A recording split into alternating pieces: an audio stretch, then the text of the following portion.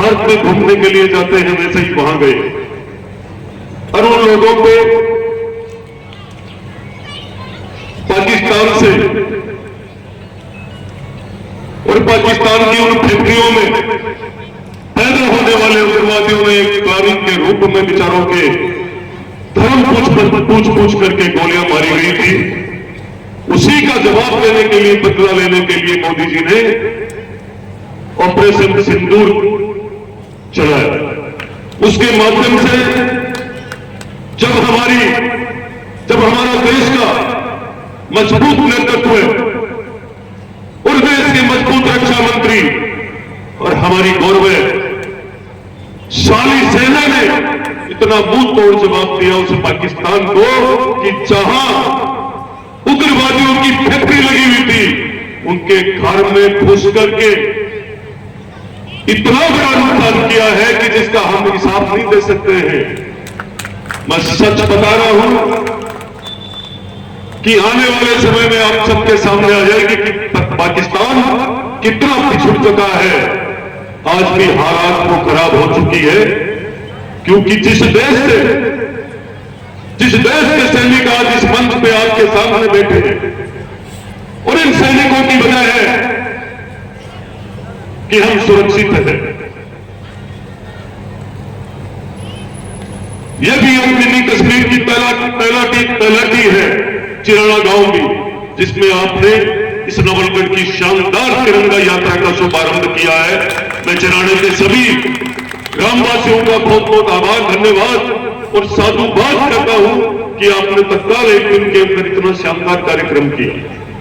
और इसमें जितने भी हमारे सैनिक जब तक देश के प्रति, राष्ट्र के प्रति हमारे दिल में कोई भाव नहीं है तो निश्चित रूप से हमें इस देश में रहने का कोई हक नहीं है, चाहे वो कोई भी हो। आज आप लोगों ने मेहनत करके और पूर्व सैनिकों का इतना शानदार मान सम्मान किया है, मन गदगद हो रहा है और दुनिया देख भी रही है। पर मैं आसपास के सभी लोगों से कहना चाहूंगा और इस कार्यक्रम के माध्यम से कहना चाहूंगा कि हर पल, हर एक परिवार इस हिंदुस्तान का सदैव सैनिकों को प्रणाम करते हुए सुबह से लेकर शाम तक एक चर्चा रहती है पूरे प्रदेश में, सिर्फ झुंझुनू का कोई भी लाल, कभी भी कोई भी युद्ध, छोटे से लेकर बड़ा कोई भी आतंकी हमला होता है तो उसमें हमारी मातृभूमि झुंझुनू का कोई ना कोई वीर इस देश के लिए अपने प्राणों को न्यौछावर कर देता है और कभी ना कभी झुंझुनू का नाम हर दिन आता है।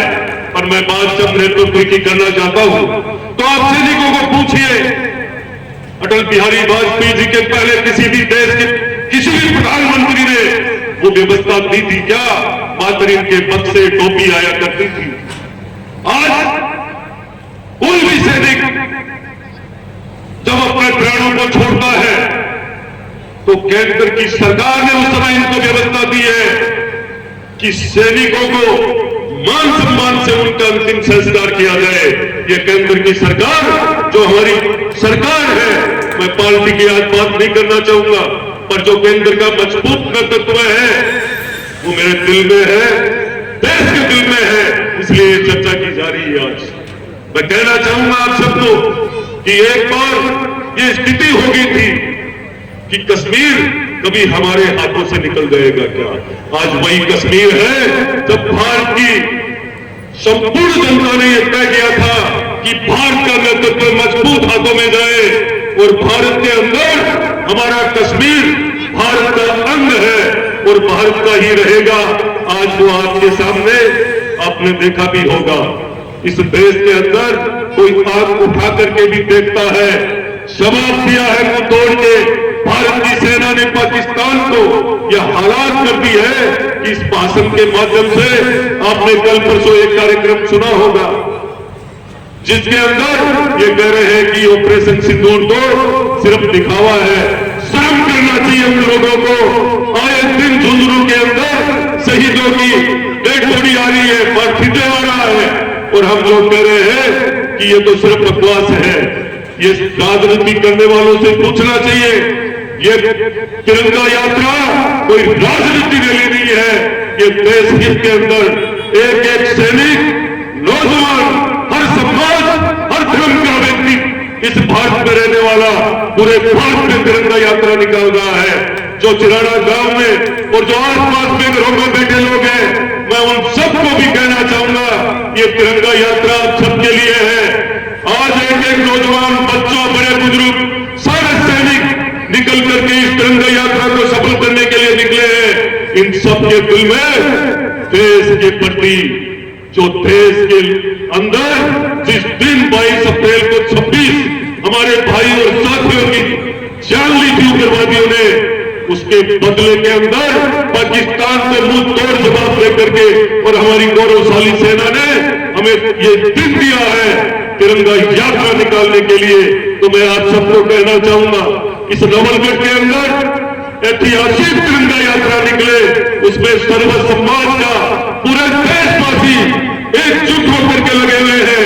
धर्म, पार्टी सबसे ऊपर उठ करके पहले देश है और जिस देश में हम रहते हैं उसकी रक्षा करने का क्रम हम सबको निभाना चाहिए।